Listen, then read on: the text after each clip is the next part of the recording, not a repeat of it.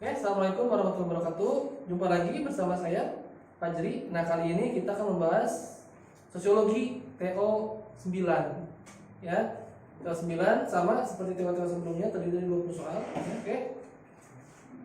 Kita bahas langsung ke soal yang pertama. Ya.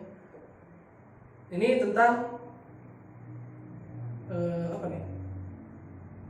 Oh iya. Beroperasinya sebuah perusahaan tambang emas, ya. Jadi di sini dikisahkan bahwa pejabat pemerintah itu akan mengoperasikan sebuah perusahaan tambang emas berskala besar. Nah, para pejabat ini akan mengoperasikan tambang emas ini, dia udah mengetahui, udah mengantisipasi bahwa bakal ada sesuatu yang timbul dalam masyarakat apabila tambang emas ini beroperasi. Gitu kan. Nah, mereka atau apa sih yang bakal diramalkan? Apa sih yang menjadi hal yang patut diantisipasi oleh mereka ya setelah beroperasinya tambang ini? Ya, tak lain dan bukan adalah terjadinya perubahan sosial ya dalam masyarakat.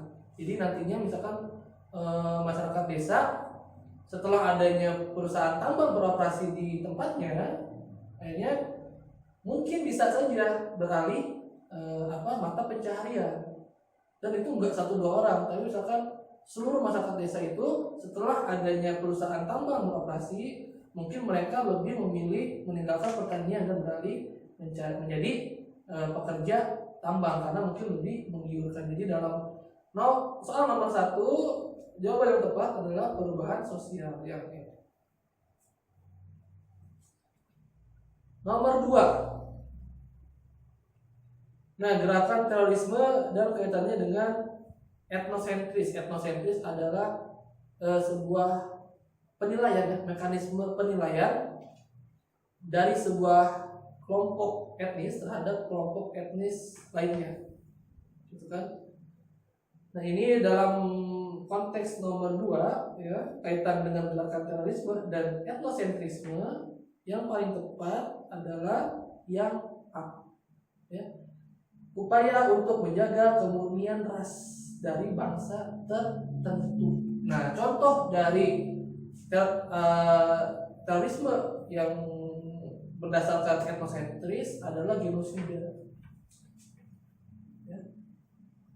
Genosida. Pembantaian. Contoh genosida apa? Wah, contohnya misalkan Holocaust yang dilakukan oleh rezim Nazi, ya, Nazi Jerman, pimpinan Adolf Hitler terhadap ras Arya. Kepada bangsa Yahudi. Ya, jadi genosida yang dilakukan oleh Hitler semata-mata untuk memurnikan ras Arya. Ya, jadi jangan sampai ada orang-orang Jerman itu di Jerman itu di luar ras Arya yang berkuasa di Jerman itu. Ya, jadi dia ada melakukan genosida. Gitu. Jadi untuk nomor 2 jawabannya adalah yang A. Nomor 3, perspektif sosiologi. Dalam menjelaskan aksi mogok buruh terhadap perusahaan. Ya, ini jadi ada 3 hal yang kita bahas. Buruh,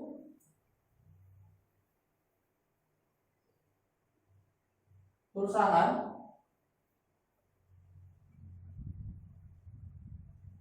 dan mogok kerja.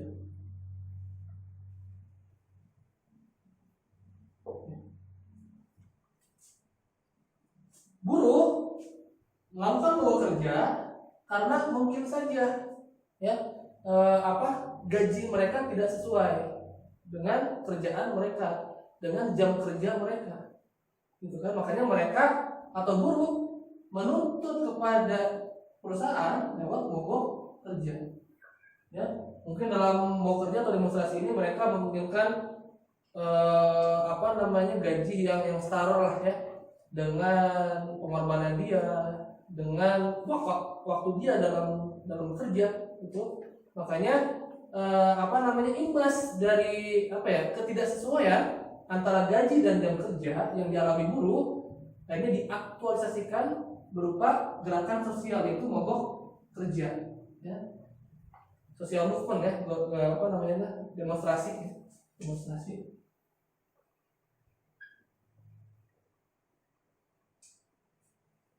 Nah, demonstrasi, ya, jadi kita ini kan kata kuncinya buruh, perusahaan, dan mogok kerja atau demonstrasi. Nah, dalam perspektif sosiologi, ya, ini kan terjadi interaksi, ya, antara buruh dan juga perusahaan.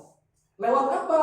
Lewat mogok kerja. Jadi nggak secara langsung, ya, tapi lewat gerakan sosial. Jadi interaksi antara buruh dan perusahaan itu tidak terjadi secara langsung, tapi memakai sebuah simbol-simbol, ya. Simbolnya berupa apa? Simbolnya berupa mogok kerja atau demonstrasi. Maka gejala seperti ini atau perspektif sosiologi, ya, yang tepat untuk menggambarkan kondisi buruh yang melakukan mogok kerja kepada perusahaan ini dinamakan interaksionisme simbolik.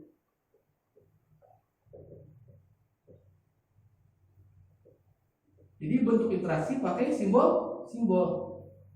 Ya, apa simbolnya? Ini mogok kerja. Paham, ya? Yang nomor 3 adalah yang B.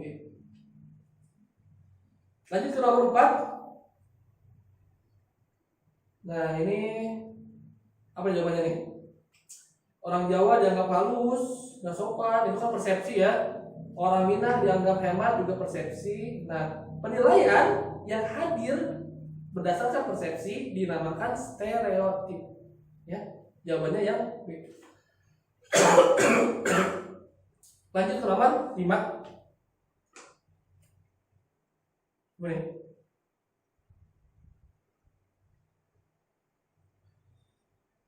Nah, ini, ya, apa namanya, gaya hidup remaja, ya, karena berkembangnya teknologi informasi secara cepat, ya, sehingga akhirnya imbasnya semakin mudah didapatkannya banyak informasi, ya, dan selain mudah juga bebas, ya. Nah, ini faktor penyebabnya adalah pengaruh iptek. Jelas ini mudah sekali. Nomor 5 jawabannya yang C. Paham, ya? Lanjut ke nomor 6.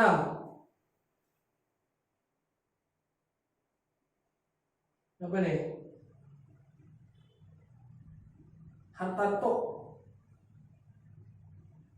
Nah, ini apa namanya? Hartanto ini pengusaha yang berhasil, ya. Jadi apa namanya, kesuksesan dia itu enggak diperoleh secara singkat, tapi dia melalui usaha-usaha yang sangat apa namanya, sangat keras, gitu kan. Dia katanya dijelaskan di sini narasinya harus bekerja keras untuk membantu kondisi ekonomi keluarga juga yang sulit, ya. Jadi emang apa namanya, kondisi keluarganya, ya, miskin, ya, sulit, gitu kan. Nah, akhirnya apa namanya, lama-kelamaan dia memiliki keterampilan nih dan juga jaringan usaha yang luas. Akhirnya usahanya semakin besar, bahkan mampu mempekerjakan banyak pegawai. Nah, kondisi Hartanto ini lebih baik dibandingkan dengan kondisi orang tuanya. Jadi Hartanto pengusaha sukses, sementara orang tuanya kondisi ekonominya sulit. Ya, sementara si Hartanto kesuksesannya itu bukan berdasarkan warisan atau bukan berdasarkan keturunan, tapi berdasarkan perjuangan yang gigih. Nah, apa status yang dicapai si Hartanto adalah status yang diperjuangkan atau namanya achieve.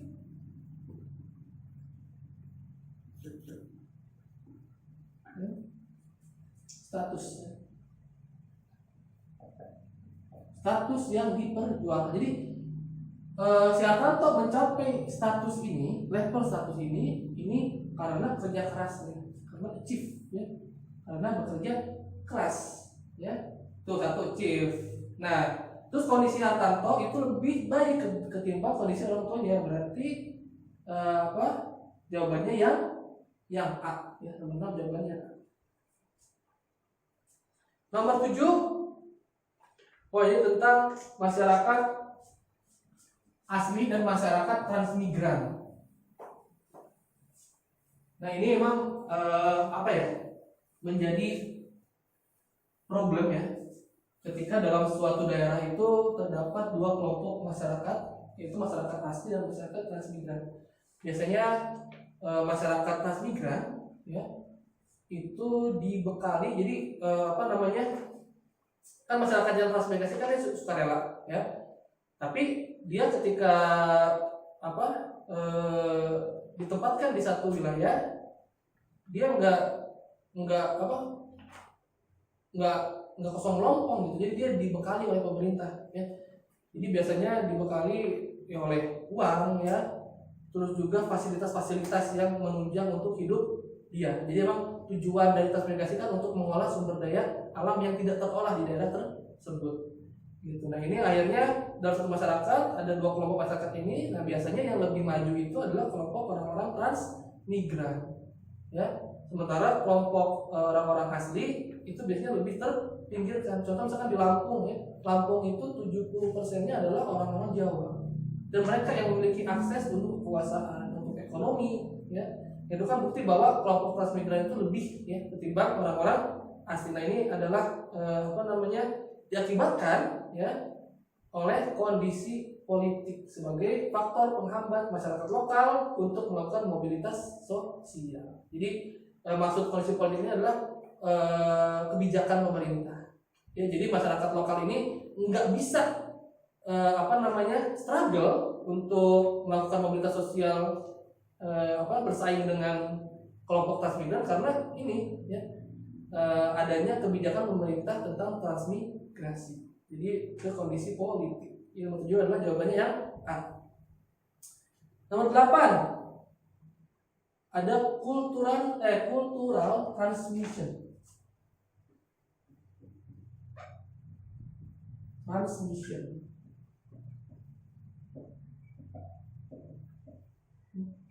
Cultural transmission. Nah, ini dikemukakan oleh Edwin Sutherland ya.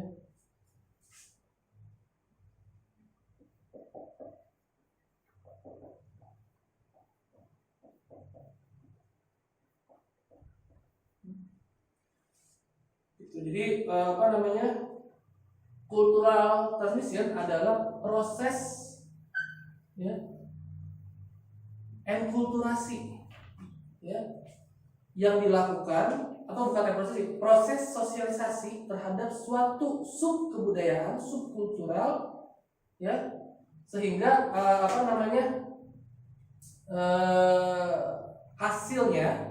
hasil dari proses sosialisasi tersebut itu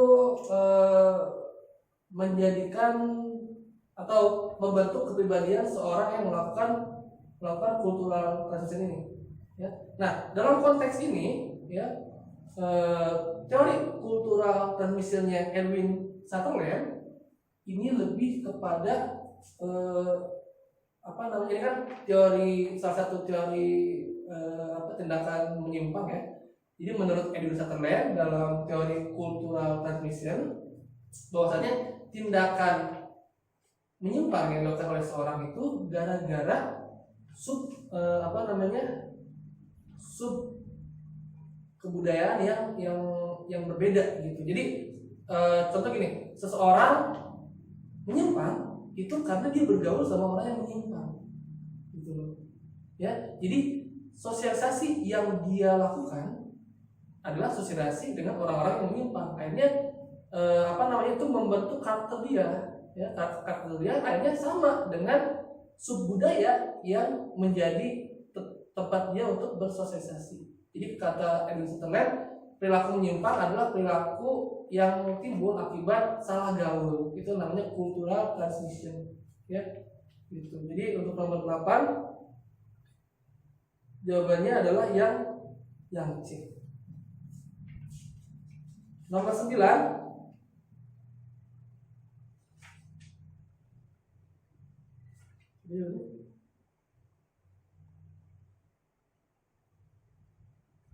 nah ini ya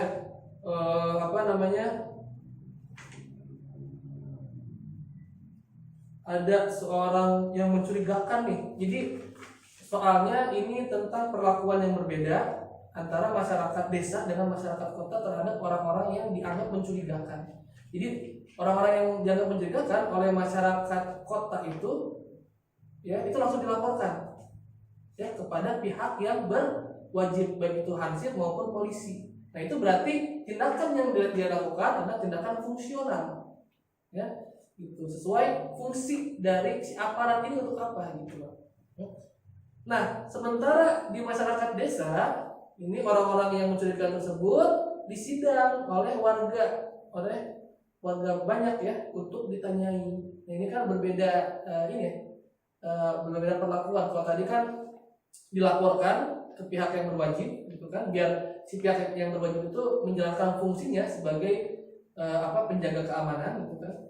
Sementara kalau orang-orang desa itu lebih kepada lebih kepada itu diselesaikan lewat berdasarkan kolektivitas ya. Jadi dalam kasus ini ya, integrasi sosial yang terjadi di perkotaan tadi yang sesuai dengan fungsinya yaitu adalah dinamakan solidaritas organik ya. Jadi jawabannya untuk nomor 9 adalah yang B ya. Gitu. Tadi kan masyarakat desa kan dia ada orang yang mencurigakan nggak dilaporin tapi ditanya gitu ya, ditanya oleh warga-warga desa. Jadi mereka tidak menjalankan fungsi ya, fungsi dari sebuah lembaga sosial formal. Nomor 10. Nah ini masyarakat petani sudah memiliki sistem kalender. Nah sistem kalender jelas ya, ini adalah unsur kebudayaan yang namanya pengetahuan, sistem pengetahuan ya. Jadi kan ada beberapa ini ya unsur kebudayaan menurut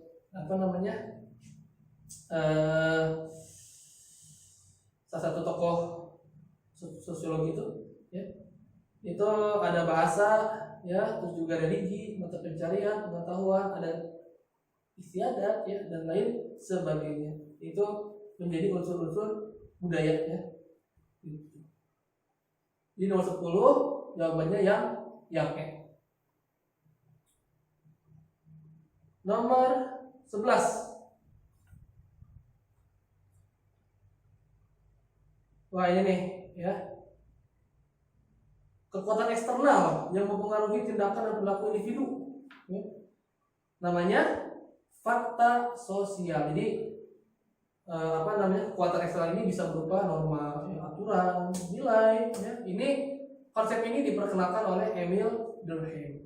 Jadi nomor 11 jawabannya yang C. 12. Nah, ciri-ciri masyarakat desa. Coba yang A, relasi personal. Ya. Betul ya. Terus yang B paguyuban. Jadi artinya masyarakat desa itu guyub ya. Betul? Yang C. Nah, yang C ini salah ya, Patembayan itu biasanya masyarakat kota ya. Terus masyarakat desa itu memegang teguh nilai tradisional dan juga homogen. Nah, nomor 12 yang kecuali adalah Patembayan C atau Gesels.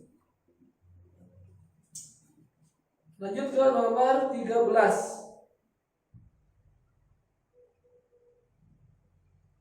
Apa jawabannya? Keragaman suku bangsa, Minang, Madura, Asmat. Ya. Apa nih? Apa sih yang menyebabkan akhirnya Indonesia itu menjadi atau masyarakat majemuk? Nah, salah satunya karena faktor geografis ya, wilayah kepulauan. Jadi untuk nomor 13 jawabannya yang B. Jadi kan dulu kan Indonesia itu menjadi negara yang banyak disinggahi oleh bangsa-bangsa asing. Jadi letak Indonesia itu sangat strategis sehingga akhirnya terjadi interaksi yang intens antara masyarakat Indonesia dengan masyarakat yang datang, sehingga itu mempengaruhi pola kebudayaannya. Akhirnya terciptalah berbagai macam etnis. Ya. Bahkan apa namanya, nenek moyang bahasa Indonesia kan nggak cuma satu ya, tapi ada beberapa gitu kan, ada Negroid ya, terus juga ada Melanosoid dan lain sebagainya. Jadi nama 13 adalah B. 14. Nah, ini konflik Palestina Israel. Nah, peran PBB ini untuk menyelesaikan konflik antara Palestina dan Israel. Jadi PBB di sini perannya bukan sebagai lembaga yang memutuskan sengketa ya, tapi PBB ini adalah lembaga yang perannya adalah sebagai mediator ya, menjembatani konflik antara Palestina dan Israel ya. Itu buktinya dengan PBB misalkan mengirimkan ya, jadi untuk menjaga apa ya, jadi PBB itu perannya bukan memutuskan ya, memutuskan pihak yang salah ataupun benar ya, dalam konteks konflik Palestina Israel ya, tapi hanya sebagai badan mediator ya. Jadi PBB hanya berupaya untuk ya mengirimkan dewan keamanannya ya, untuk menjaga apa namanya, situasi di perbatasan antara Palestina dan Israel. Jawabannya adalah yang B. 15. Dampak positif globalisasi, kecuali yang A betul, yang B ini salah ya. Jadi idealnya nih ya, globalisasi itu adalah menjadikan masyarakat itu menjadi lebih toleran ya, bukan menjadi intoleran. Jadi nomor 15 jawaban yang paling tepat adalah yang B. Lanjut ke 16. Ini adalah tentang teori kerumunan ya, crowd ya. Nah, ini nomor 16 kategorinya adalah any causal cause.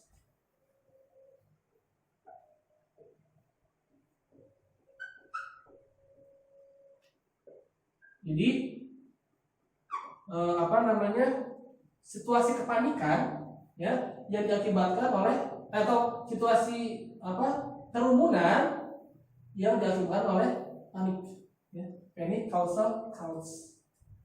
Nah, ini yang mana nomor 16 nih jawabannya ya, yang B ya, 16 jawabannya yang B. 17.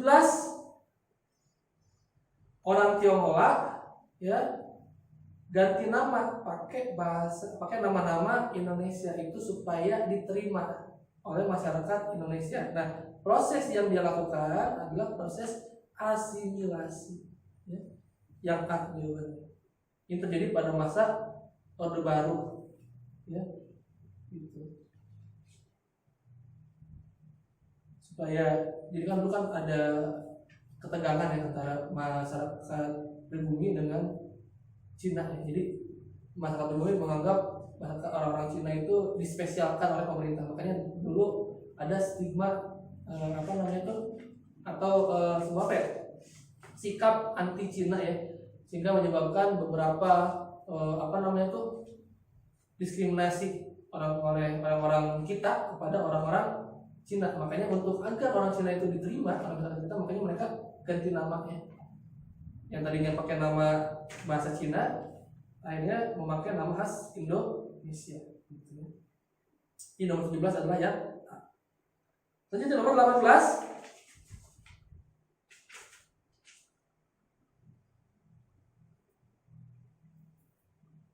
Apa jawabannya ini? Penyimpangan yang dilakukan oleh Olga, saudara bilang penyimpangan negatif. Ya. Ini karena Olga itu didesak, ya. Didesak apa namanya, oleh ibunya, ya, untuk membeli obat, sehingga akhirnya si Olga pun terpaksa mencuri. Jadi nomor 12, tindakan penyimpangan yang dilakukan oleh si Olga adalah tindakan penyimpangan negatif.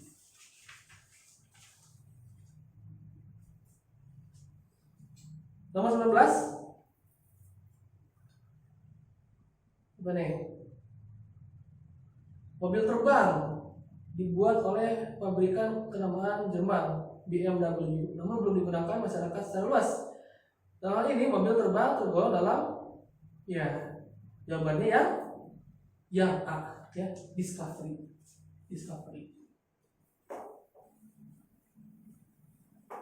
Jadi discovery itu penemuan baru ya. Jadi penemuan baru itu ada dua ya, discovery dan invention.